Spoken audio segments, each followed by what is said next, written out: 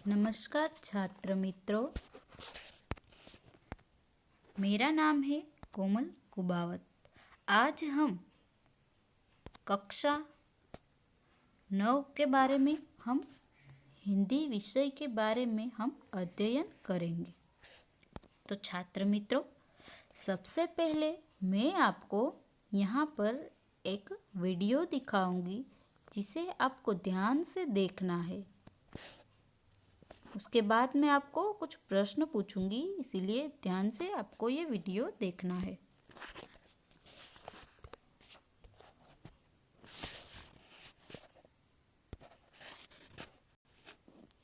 एक राजा था। उसके राज्य में सभी लोग उसके न्याय से प्रसन्न रहते थे। एक दिन दो महिलाएं आपस में झगड़ते हुए एक बच्चे को लेकर आईं। एक बोली, महाराज, ये मेरा पुत्र है। दूसरी बोली, नहीं नहीं महाराज, ये झूठ बोल रही है। ये मेरा पुत्र है, मैं ही इसकी असली माँ हूँ। उसने पुत्र को जमीन पर रख दिया और बोली, महाराज, न्याय कीजिए। राजा ने दोनों की बातों को ध्यान पूर्वक सुना। उसने अपने एक सेवक को बुलाया। राजा बोले, हे राजपुरुष, इस बच्चे के 2 टुकड़े कर दो और दोनों स्त्रियों को एक एक भाग दे दो। सभी दरबारी राजा के विचित्र न्याय को सुनकर आश्चर्यचकित हो गए। वे एक दूसरे का मुंह देखने लगे। राजपुरुष तलवार लेकर पुत्र के पास पहुंचा। उसको देखकर उसमें से एक स्त्री राजा के समक्ष जाकर विलाप करने लगी और बोली, महाराज, दया कीजिए, बच्चे के 2 टुकड़े मत कीजिए। मेरा पुत्र दूसरी स्त्री को ही दे दीजिए। कम से कम मेरा पुत्र जीवित तो रहेगा। उसके विलाप करने की दशा देखकर राजा बोले, यही इस बच्चे की असली माँ है। इस पुत्र को इसी को दे दो और दूसरी स्त्री को बंदी गृह में डाल दो। सेवकों ने वैसा ही किया। सारे दरबारी खुश होकर महाराज के न्याय की प्रशंसा करने लगे।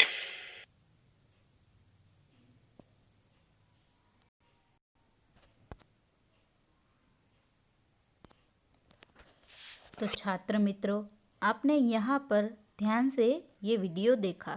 तो यहाँ पर दोनों औरतें किसके लिए झगड़ रही थी?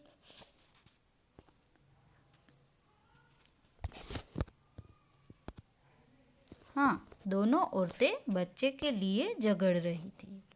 न्याय के लिए कहाँ जाती है? तो दोनों न्याय के लिए राजा के पास जाती है। तो राजा क्या करता है? तो राजा न्याय करता है।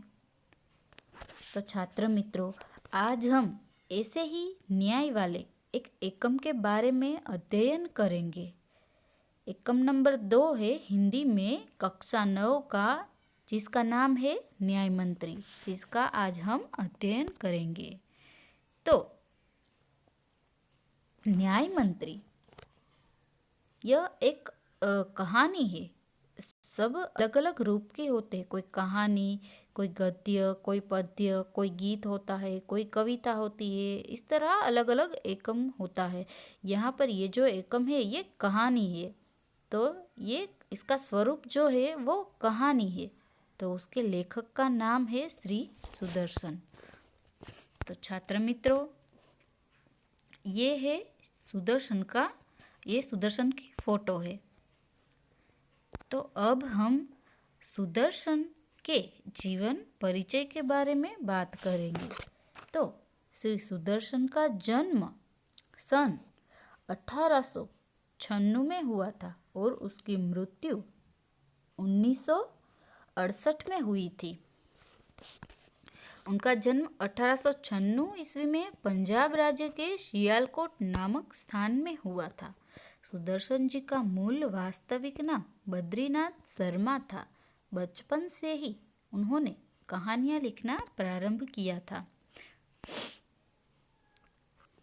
सुप्रभात, परिवर्तन, पनघट, नगीना, पुष्पलता आदि उनके सुप्रसिद्ध कहानी संग्रह है।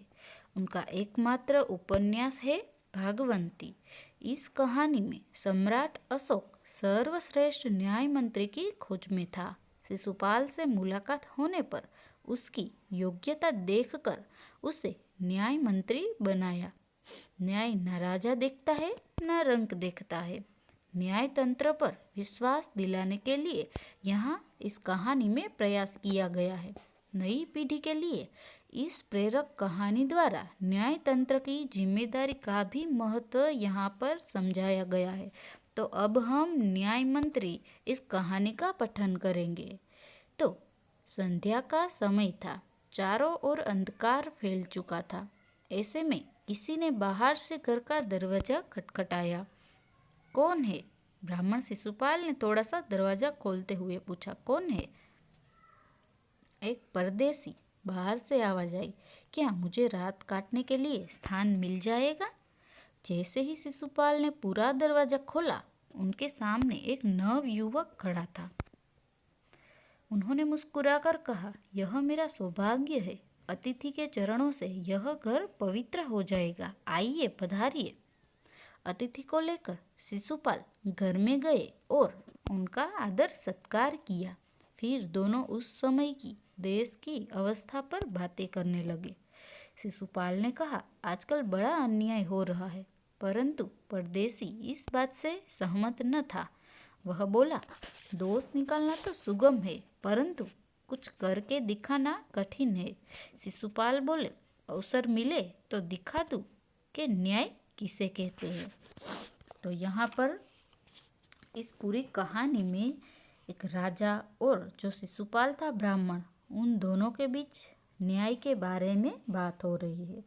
तो यहाँ पर इस कहानी में एक दिन शाम के अंधेरे में जो शिशुपाल था वो ब्राह्मण के घर एक युवक बन के आया था। शिशुपाल ने अतिथि मानकर उसका स्वागत किया। आतिथ्य सत्कार के बाद शिशुपाल ने राज्य में चारों तरफ हो रहे अन्याय की चर्चा की। युवक इससे सहमत नहीं हुआ। उसने कहा कि दोष निकालना तो सरल है, कुछ करके दिखाना कठिन बात होती है। इस पर शिशुपाल ने कहा, यदि अवसर मिले तो दिखा दूंगा कि न्याय किसे कहते हैं। वह युवक और कोई नहीं, स्वयं अशोक सम्राट ही थे। एक दिन उन्होंने शिशुपाल को अपने दरबार में बुलाया और अपनी राजमुद्रा देकर उसे न्याय मंत्री बना दिया। उसके बाद शिशुपाल को न्याय मंत्री बने अभी 1 ही महीना हुआ था कि एक रात किसी ने एक पहरेदार की हत्या कर दी। उसके बाद शिशुपाल ने अपराधी का पता लगाने में दिन रात एक कर दिए। पर शिशुपाल को पता चला उसके बाद कि सम्राट अशोक ही पहरेदार की हत्या के अपराधी थे। यानी कि जो राजा थे अशोक सम्राट, वही अपराधी वही थे। सम्राट को गिरफ्तार करना आसान न था, परंतु शिशुपाल न्याय मंत्री था, उसे तो निर्भय होकर न्याय करना ही था। उसने सम्राट को गिरफ्तार करने का आदेश दिया।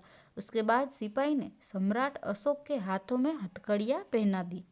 उसके बाद सम्राट अपराधी थे, परंतु उन्हें साधारण अपराधी की तरह दंड नहीं दिया जा सकता था, क्योंकि वो तो एक राजा थे। इसलिए शास्त्र के आज्ञा के अनुसार सम्राट की सोने की मूर्ति को फांसी दी गई।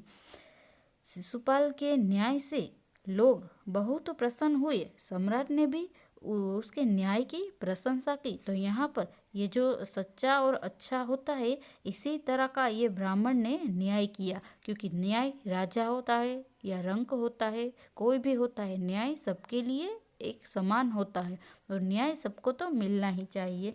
इसीलिए उसने ऐसा किया कि सबको इसकी सीख मिले कि सबके साथ न्याय होना चाहिए। तो छात्र मित्रों, आप सबको ये कहानी समझ में आ गई होगी। अब मैं आपको कुछ प्रश्न पूछूंगी। परदेसी जब आया तब कौन सा समय था? हाँ, परदेसी जब आया तो संध्या का समय था। तो यहाँ पर परदेसी का विलोम शब्द क्या होगा? धन्यवाद। परदेसी का विलोम शब्द स्वदेशी होगा। उसके बाद शिशुपाल कौन सी जाति का था? हाँ, तो आप जानते हैं कि शिशुपाल ब्राह्मण जाति का था। संध्या के समय शिशुपाल के घर कौन आया था? तो संध्या के समय शिशुपाल के घर अतिथि आया था। तो अतिथि का पर्यायवाची शब्द क्या होगा? अतिथि का पर्यायवाची शब्द मेहमान होता है। तो शिशुपाल ने दरवाजा खोलकर क्या कहा? अतिथि ने चरणों से यह घर पवित्र हो जाएगा।